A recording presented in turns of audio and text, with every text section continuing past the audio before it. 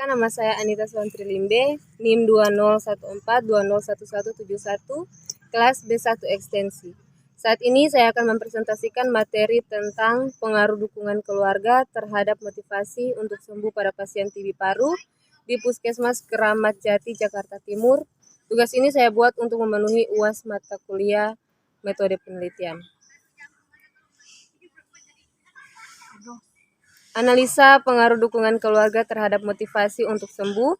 Menurut Suhardi 2013 dalam Dewi 2018 menyatakan bahwa dukungan sosial dan keluarga merupakan sebagai informasi verbal dan nonverbal, sarana, bantuan yang nyata atau tingkah laku yang diberikan orang-orang yang akrab dengan subjek di dalam lingkungan sosialnya atau yang berupa kehadiran dan hal-hal yang dapat memberikan keuntungan emosional atau tingkah laku penerima. Dukungan sosial sangat berpengaruh dalam memotivasi untuk sembuh. Tapi hal ini tidak sesuai dengan penelitian yang dilakukan bahwa tidak ada hubungan dukungan keluarga dengan motivasi untuk sembuh. Ketidakbermaknaan hasil ini dimungkinkan karena faktor internal yang sangat berpengaruh pada individu yang ingin cepat sembuh dan berbagai penyakit terutama TB paru.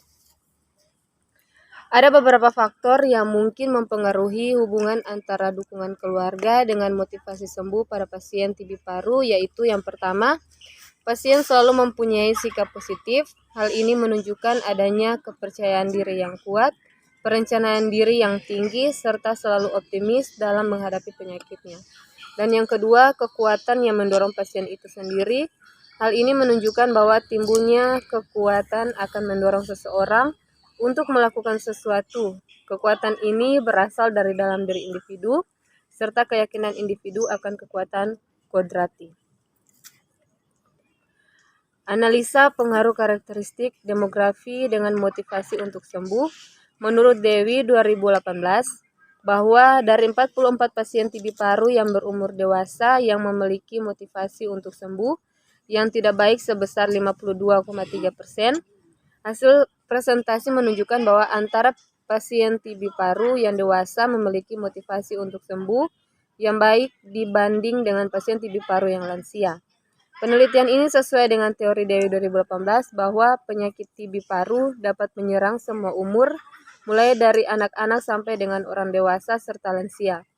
TB anak dapat terjadi pada usia berapapun, namun usia paling umum adalah antara 1 sampai 4 tahun.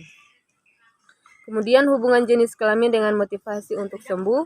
Pasien TB paru yang berjenis kelamin laki-laki memiliki motivasi untuk sembuh baik sebesar 43,8%, sedangkan jenis kelamin laki-laki yang mempunyai motivasi tidak baik sebesar 56,3%.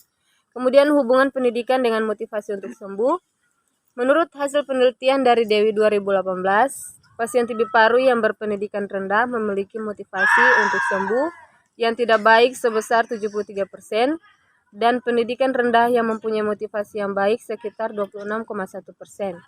Hasil presentasi menunjukkan bahwa antara pasien TB paru yang berpendidikan rendah memiliki motivasi untuk sembuh yang tidak baik dibanding dengan pasien TB paru yang berpendidikan rendah memiliki motivasi baik. Hubungan pekerjaan dengan motivasi untuk sembuh. Pasien TB paru yang bekerja memiliki motivasi untuk sembuh yang baik sebesar 56,3%. Hasil presentasi menunjukkan bahwa antara pasien TB paru yang bekerja memiliki motivasi untuk sembuh yang baik dibanding dengan pasien TB paru yang tidak kerja. Menurut Depkes 2010 dalam Dewi 2018, jenis pekerjaan menentukan faktor risiko apa yang harus dihadapi setiap individu.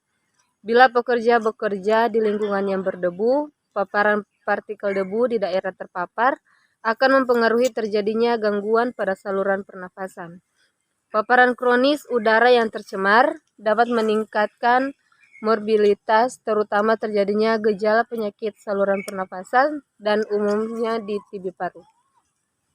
Demikian presentasi saya saat ini, dan saat ini saya mengajak bagi teman-teman atau adik-adik yang ingin melanjutkan studi atau ingin menjadi perawat yang kompeten, mari bergabung dengan kami di Fakultas Keperawatan Universitas Pembangunan Indonesia Manado. Terima kasih.